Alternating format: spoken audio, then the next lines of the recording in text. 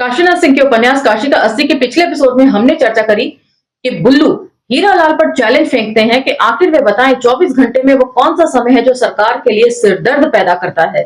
Hiralal challenge accept करते हुए कथा को आगे बढ़ाते हैं और कहते हैं कि इस बात का पता लगाने के लिए वजीर अपने गुप्तचर जो है वो चारों तरफ दौड़ाते हैं और 365 पन्ने की रिपोर्ट तैयार की जाती है, जिसे वजीर सरकार के सामने पेश करते हैं। और ये रिपोर्ट कहीं और नहीं 80 घाट के गंगा महल में बैठकर ही तैयार की गई है। उसमें ये निष्कर्ष निकलता है, यानी कि कंक्लूजन निकलता है कि सरकार के लिए सबसे सिरदर्दी वाला समय जो है वो शाम का है। सेठ कहते हैं कि उन्हें तो ये पहले ही पता था, इसलिए उन्होंने इन सब चीजों की तैयारी पहले से ही कर रखी है। सबसे पहले वे बच्चों का जिक्र करते हैं कि ये बच्चे सिर्फ बच्चे नहीं हैं, कॉर्पोरेट का भविष्य भी हैं। आगे जाके सेठों की कॉर्पोरेट कंपनियों में यही हैं जो काम करेंगे, इसलिए इन्हें होमवर्क के बोझ से इतना लाद दो कि इन्हें भविष्य में कुछ और सोचने की जगह ही ना मिले। ये सिर्फ होमवर्क निपटाते चले जाएं और इनके दिमाग में ठूसना शुरू करो कि मल्टीनेशनल की दौड़ में इन्हें शामिल होना है। डॉक्टर इंजीनियरिंग में क्या धरा है। उसके बाद वे चर्चा करते हैं जवान लड़कियों की और महिलाओं की कि किस तरीके से जवान लड़कियां खाली होती हैं तो गॉसिपिंग करती हैं। उनको एंगेज कर दो और उनके भीतर जो है वो हीन भावना बिठा दो कि खूबसूरत लोगों की ही इस देश में पहचान बनती है। खूबसूरत लड़की होगी, उसका फिगर अच्छा होगा तो वो आगे बढ़ सकती है। उसके जो आगे बढ़ने के या तरक्की के रास्ते हैं वो बहुत आसानी से खुल जाते हैं। औरतें जो किचन में घुसते ही मुंह बनाया करती हैं, उनके लिए फास्ट फूड जैसे आइटम्स सुलभ कराए जाएं, जिससे कि वो हमेशा खिली खिली निखरी रहे और अपना बनाव सिंगार पटार में ज्यादा से ज्यादा समय बिताएं। ऐसा करने पर जो है जितनी भी कॉस्मेटिक की मार्केट है वो फ्लरिश होगी। अब बचे जवान और अधेड़ व्यक्ति, सरकार के लिए ये सबसे बड़ा सिरदर्द है, इसीलिए इन्हें तरह तरह के कामों में उलझाओ। ये सिनेमा देखना पसंद करते हैं तो इन्हें घर बैठे ही इनके घरों में ट्रैप यानी कि कैद कर दिया जाए, और ये कैद जैसा दिखे भी नहीं और अपनी मर्जी से हर कोई इसमें कैद होना पसंद भी हो। आप देखते हैं आजकल कई तरह के, उस समय केबल सिस्टम बहुत मशहूर था, केबल पे तरह तरह की नई नई फिल्में आया करती थी और आजकल जो है यही काम ओटीटी कर रहा है। इन सब चीजों की चर्चा करते हुए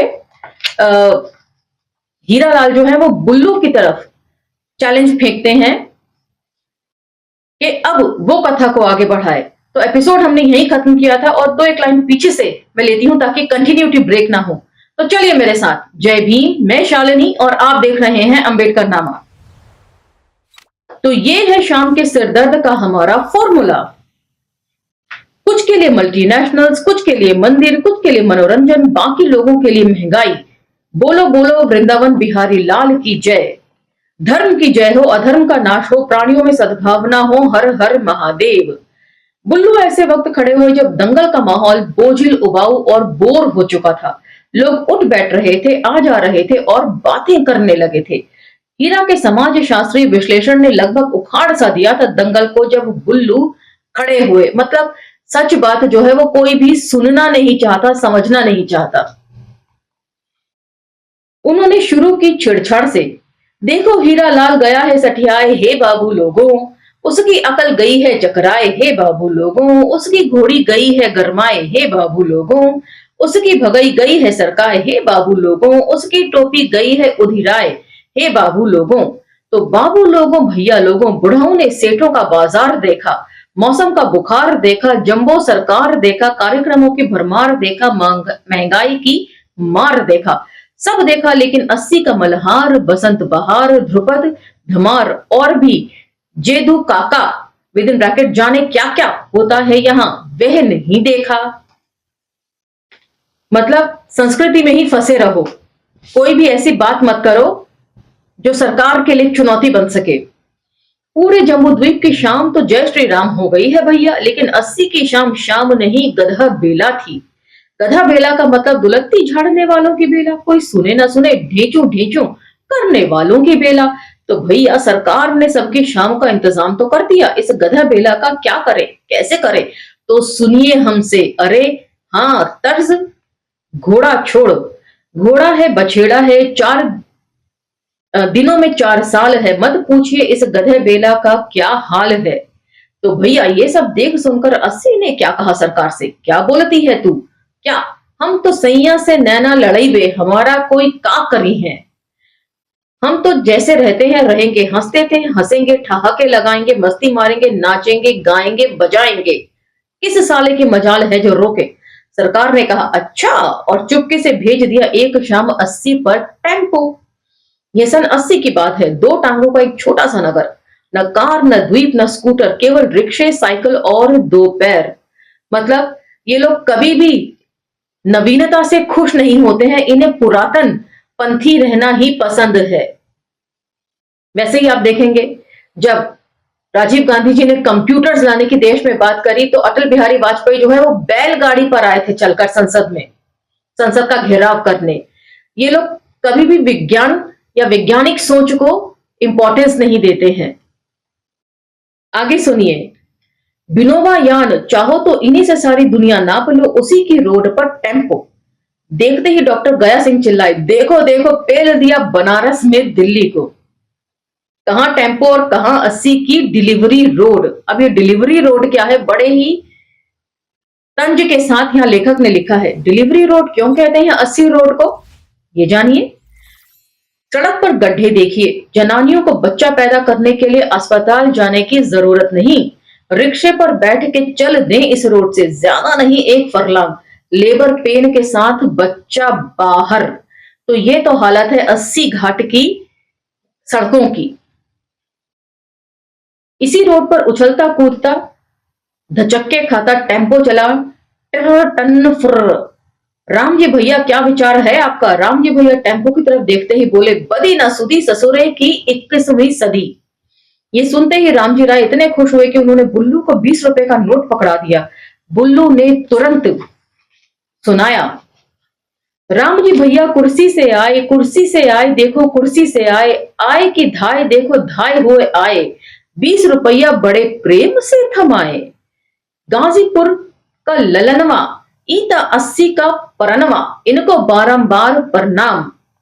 तो भैया लोगों टेम्पो ने क्या कहा, कहा दौड़ो, स्पीड पकड़ो, नहीं चलेंगी ये दो टांगे, पैरों पर चलोगे तो टापते रह जाओगे, पीछे छूट जाओगे। दूसरों के कारें देखो, राजधानी एक्सप्रेस देखो, हेलीकॉप्टर देखो, हवाई जहाज देखो, तुम्हारे पास कुछ नहीं है तो हम ही सही, रिक्शा 58 सवारी, हम 54 सवारी, इधर आओ। राम जी कुछ सोचे समझे बोले, इससे पहले ही उनके बीए एमए पास बेटे ने टेम्पो खरीद लिया, बैंक से लोन लेकर टेम्पो के आगे लिखवाया जय माता दी और पीछे लाल रंग में शेर, ड्राइवर की जिंदगी हंसी और खेल, मौत से बचा तो सेंट्रल जेल। एक दिन बोला रामजी राय से, बुढ़ाऊ दिन रात फालतू में यहां खीखी करते रहते हो 80 पर बैठकर, इस दुकान से उस दुकान पर, आओ चलो एक दिन टेम्पो का भी मजा लो, भाग जा अपनी मैया के उसमें टेम्पो समेत, पगला गया है बुढ़ा। उसने ऑटो स्टार्ट किया और यह जा वह जा। राम जी का गुस्सा अभी ठंडा नहीं हुआ था, मुंह लटकाए कौशिक गुरु पहुंचे, वही पप्पू चाय वाले की दुकान।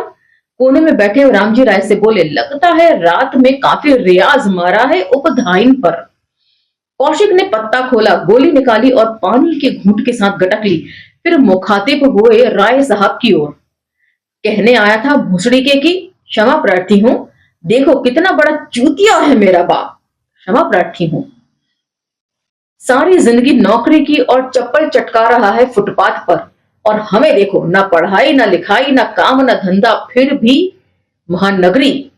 महानगरी कौन ले रहा है, महानगरी तो मतलब टेम्पो को उस समय शायद महानगरी कहा जाता होगा। चवन्नी गुरु चिंतित स्वर में कौशिक ने बताया, अरे वह छोटा वाला जो घाट पर बैठता है अंग्रेजिनों के साथ। कौशिक गुरु चुप रहे। कौशिक जी, वकील सुरेश चौबे ने कहा, एक बात बता दें, जिस धंधे में लगा है वह उसमें जमानत भी नहीं होगी, समझाइए उसे। महफिल चुप रही कुछ देर तक। शुरुआत तन्नी ने की, हर कोई भाग रहा है, लेकिन भाग के कहां जा रहा है भूसड़ी के, क्षमा प्रार्थी हूं, देखो तो ऐसा लगता है जैसे सबकी गांड में पलीता लगा है, क्षमा प्रार्थी हूं, लेकिन है किसी के चेहरे पर चमक, खुशी, संतोष। एक बात बताओ कौशिक, कभी आदमी की पूंछ थी, क्यों झड़ गई, जानवर के तो आज भी है। कौशिक ने उन्हें देखा लेकिन बोले नहीं। बताएं क्यों थी पूछ? इसीलिए कि उसकी जरूरत थी, उसका इस्तेमाल था गुदा और गुप्तांग ढकने के लिए। जब जरूरत हो उठा लो, चाहे नित्य कर्म हो चाहे अनित्य कर्म, वरना ढके रहो अपने नर्म और नाजुक अंगों को। इंसान भी यही काम लेता था अपनी पूंछ से, लेकिन जब उसे भगाई और लंगोट मिल गया तो धीरे धीरे पूंछ गायब। इसी तरह कौशिक देखो, टांगे भी गायब हो जाएंगी इंसान की एक ना एक दिन। कोई चलना चाहता है पैदल? कौन वक्त जाया करे पैदल चलने में? तो जब इस्तेमाल ही नहीं है तो क्यों रहे टांगे? बातें हंसी मजाक की थी, अंदाज फलसफाना। एक तो होना नहीं, झड़ने में समय लगेगा, लेकिन मैं ऐसी दुनिया देख रहा हूं जिसमें हर आदमी सड़क पर, बाजार में, दफ्तर में अपने पेंगुइन की तरह डुग डुग चल रहा है। कैसी लगेगी ऐसी दुनिया घिसे पैरों वाली? गुरु ठहाकों के बीच पीठ के खिलाफ जिहाद छेड़े ही हुए थे कि एक दिन चौराहे पर एक नया धमाका। सन 84 के किसी महीने की बात है ये। एक दिन गुरु ने चौराहे पर एक बहुत बड़ा होर्डिंग देखा, गंगा नहाकर आते समय राम नाम के पहर पर। होर्डिंग क्राउन टेलीविजन का था और पर्दे पर एक खूबसूरत हंसती हुई हीरोइन थी। तो जिन्होंने 80 और 90 का दशक देखा है उन्हें मालूम है क्राउन टीवी क्या था। जुल्फे माथे और गालों पर और चमके हुए सफेद दांत धीरे धीरे नगर के सारे चौराहों, सड़कें, गलियों, नुक्कड़ों और दुकानें ही नहीं, अखबार भी उसके विज्ञापनों और पोस्टरों से रंगे दिखाई पड़ने लगे।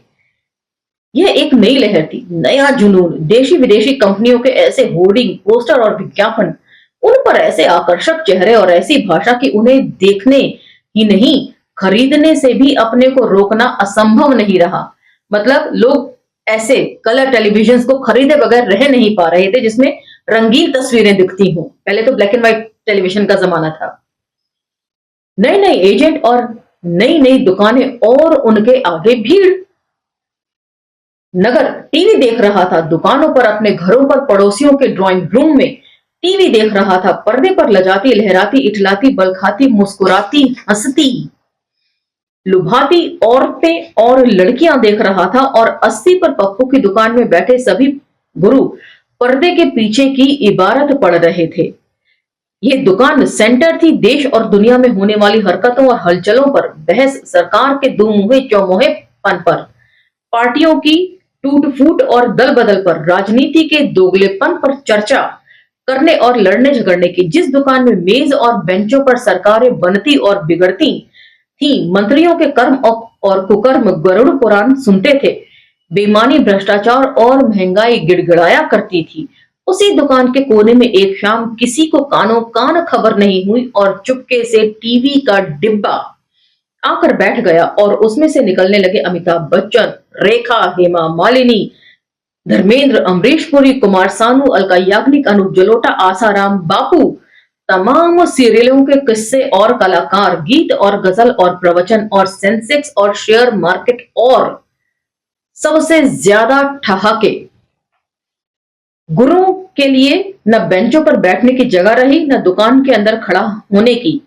उसे दखल कर लिया गया था टीवी के पर्दे से निकलने वाले कलाकारों और फूटने वाली नकली हंसी से।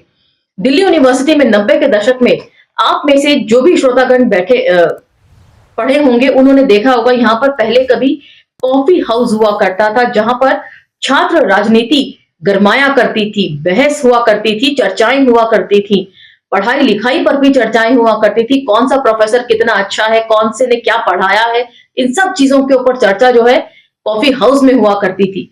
मैं भी 90 के दशक में दिल्ली यूनिवर्सिटी में ही पढ़ी हूं और यहीं से पास आउट हूं, इसलिए मैं जानती हूं कॉफी हाउस कितना बेहतरीन हुआ करता था। लेकिन सरकारों के लिए एक थ्रेट होने लगा था क्योंकि छात्र राजनीति, देश की राजनीति इन सभी कॉफी हाउसेस से चलती थी। ये कॉफी हाउस बिल्कुल उसी तर्ज पर बना था जैसा कि दिल्ली के कनॉट प्लेस में कॉफी हाउस है था। सबसे पहले बदलती हुई परंपरागत सरकारों ने इन्हीं अड्डों पर हमला किया। ना रहेंगे कॉफी हाउस, ना रहेंगी चर्चाएं।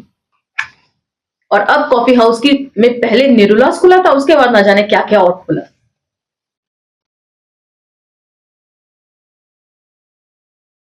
सुनिए, गुरुओं ने अपने मरसफ के 2 बेंच जुटाए और दुकान के बाहर आ बैठे। वे मजे से जानते थे एक दूसरे को, उनके सुख दुख को, दिमाग के भीतर उठती गिरती लहरों को, क्योंकि वे दुकान से नहीं अपने अपने घर से ही बहरिया दिए गए थे।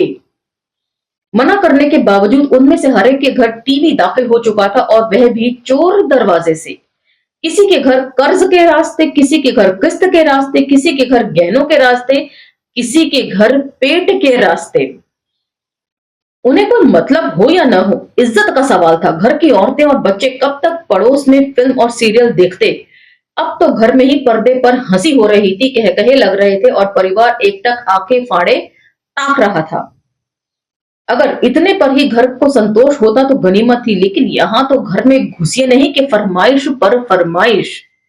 अरे सुनिए तो, जस्ते के भगोने में दाल भी नहीं चुरती, और भात या तो मड़गिल्ला रह जाता है या कच्चा। प्रेस्टीज कुकर क्यों नहीं ले आते? सस्ता भी होता है और अच्छा भी। और बीवी से जो करे प्यार, वे प्रेस्टीज से कैसे करे इनकार? ये वन लाइनर जो है वो बड़े मारक होते हैं। ये हमें आज तक भी याद है। जो बीवी से करे प्यार, वो प्रेस्टीज से कैसे करे इनकार? अब के जमाने में राख और उबसन कौन इस्तेमाल करता है जी? वॉशिंग पाउडर निरमा क्यों नहीं लाते? बहरे हो गए हो क्या? सुनते नहीं हो ललिता जी क्या कहती हैं? सर्फ ले आओ, सर्फ खरीदने में ही समझदारी है। ये कौन से साबुन ले आए? ये भी कोई लगाता है आज? बदरी साहब की दुकान से दोनों साबुन देखा था, हेमा मालिनी वाला भी और रेखा वाला भी। जाओ इसे वापस कर आओ।